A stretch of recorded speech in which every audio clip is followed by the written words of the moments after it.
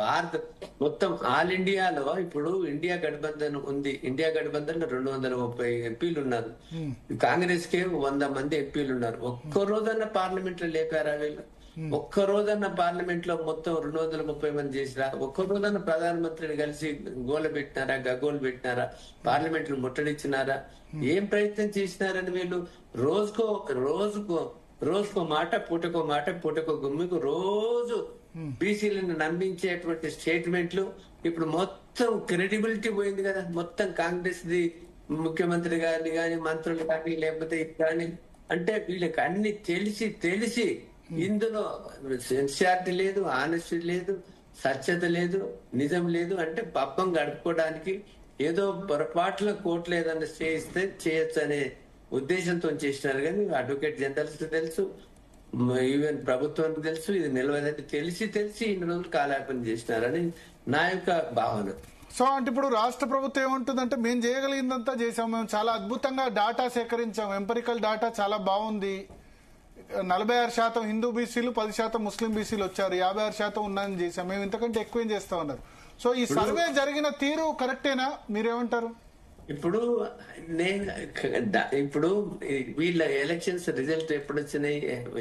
Counting ఎప్పుడైంది? 23 December 7 Revanth Reddy ప్రమాణ స్వీకారం చేశారు. 23 డిసెంబర్ నవంబర్ లోనే రిజల్ట్స్ వచ్చినాయి. నవంబర్ లో వచ్చినాయి. డిసెంబర్ 3 వచ్చింది సార్. డిసెంబర్ 3 రిజల్ట్ వచ్చింది. 7th ప్రమాణ స్వీకారం చేశారు. 7th ప్రమాణం చేసినారు. 7th ప్రమాణం చేసినాక వెంటనే మేము కులగరణ చేస్తాము, ఎంపీసీ కూడా వాళ్ళకి సమన్యాయం చేస్తాము లోకల్ బాడీస్ విద్యా ఉద్యోగాలలో అన్న తర్వాత ఫిబ్రవరి వరకు వాళ్ళకు నిమ్మకు నీరెత్తినట్టు ఉన్నారు కదా. ఫిబ్రవరిలో అప్పుడు ఒక డిసిషన్ తీసుకున్నారు. ఏమని?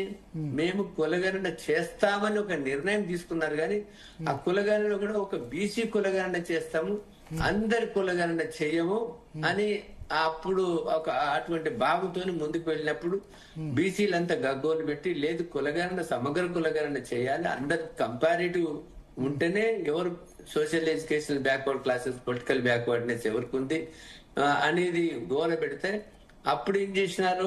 అప్పుడు కూడా ఇది అట్లా కాలయాపన చేసినారు. కులగణన ఎప్పుడు స్టార్ట్ అయింది? దాదాపు నేను అనుకుంటా ఆగస్టు వరకు స్టార్ట్, సెప్టెంబర్ వరకు స్టార్ట్ కాల.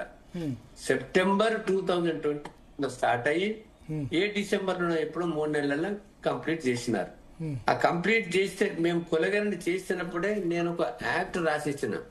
ఆర్టికల్ 242A3 కింద 2021 లో కాన్స్టిట్యూషనల్ అమెండ్మెంట్ వచ్చింది.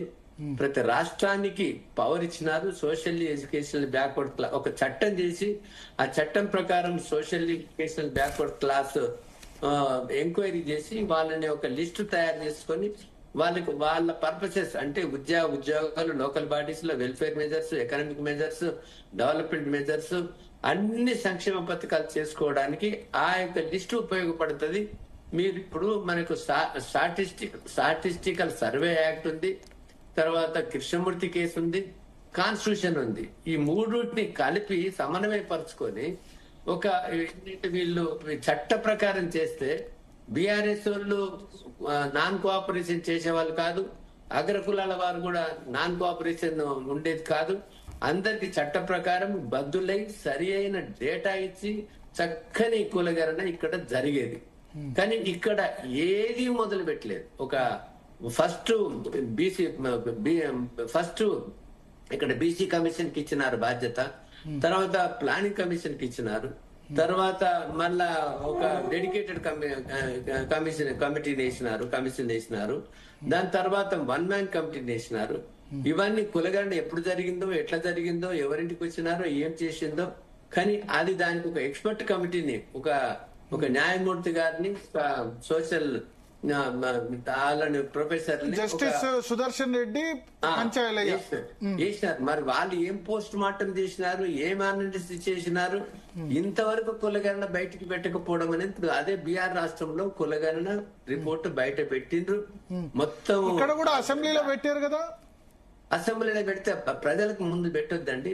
అంటే మీరు అనేది మొత్తం డాటా విలేజ్ వైజ్ ఎంత, ఏ గ్రామంలో ఎంతమంది బీసీలు ఉన్నారు, ఏ అసలు ఆ రిపోర్ట్ పబ్లిష్ చేయాలి. ఆ రిపోర్ట్ ప్రజల ఈవెన్ డొమినియన్ లేదు. అది మీ ప్రెస్ వాళ్ళకి లేదు, మా అటువంటి మేధావులకు లేదు, ఎవరికి లేదు. అది ఆ కులగండ కానీ డెడికేటెడ్ కమిషన్ ఏమి ఇచ్చింది కానీ, లేకపోతే ఏం రిపోర్ట్ ఇచ్చింది కానీ, ఏ విషయం కూడా ట్రాన్స్పరెంట్ గా పెట్టలేదు. ఇంట్లో లేదు. తర్వాత గోప్యత ఎందుకు గోప్యత చేసినారు అంటే, ఏదన్నా మన తప్పులు దాచుకోవడానికి గోప్యత ఉంది కానీ తప్పులు దాచుకోకపోవడం అనేది గోప్యత లేదని నా భావన. పోనీ ఏదైతే ఇప్పుడు నేను ఆ విషయాలను పోతలేను. కూలగానే చేసిండ్రు, ఎంపెరికల్ డేటా చేసిండ్రు, పొలిటికల్ బ్యాక్వర్డ్నెస్ ఉంది, 50% దాటుతుంది. కానీ ఎప్పటికైనా కూడా 50% 50% లోబడి ఎలక్షన్స్ జరుపుకోవచ్చు అని హైకోర్టు అబ్జర్వ్ చేసింది. సుప్రీంకోర్టులో కూడా ఈవెన్ ఎక్కడైనా కూడా అబ్జర్వ్ చేసింది. ఇప్పుడు అది కూడా లేకపోతే 50% కూడా ఎలక్షన్ జరపకపోతుండే. పోనీ అదొకటి చేసినారు కాబట్టి ఎంపెరికల్ డేటా ఉంది, ప్లస్ పొలిటికల్ బ్యాక్వర్డ్నెస్ ఉంది. 50% దాటలేదు కాబట్టి 50% లోబడి చేసుకోవచ్చు. 50% దాటాలంటే ఖచ్చితంగా 9th షెడ్యూల్ పెట్టాల్సిందే. ఓకే. సో 9th షెడ్యూల్లో పెట్టాలంటే ఇప్పుడు మరి